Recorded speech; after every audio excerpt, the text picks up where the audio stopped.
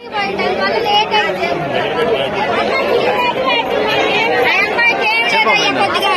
లేదు, పొలాలు లేవు, ఏమీ లేవు. మేము అద్దె పక్కన ఉండాల్సి వస్తుంది. అద్దెలలో బోండి ఖాళీ చేస్తున్నారు.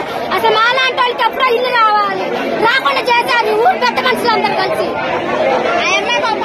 నాకు పాప ఎంత బతకాలి, ఏం చేయాలి? అందరికీ చెప్పా కూడా, మీడియాలో కూడా ఇచ్చా కూడా నేను ఆదుకునే వాళ్ళే లేరు అసలు. నాకు పాప కూడా వికలాంగుల పాప కూడా పుట్టింది. ఆ పాపని ఎట్ట చదువుకోవాలి, ఎట్ట పెంచుకోవాలి, ఎట్ట చేయాలి?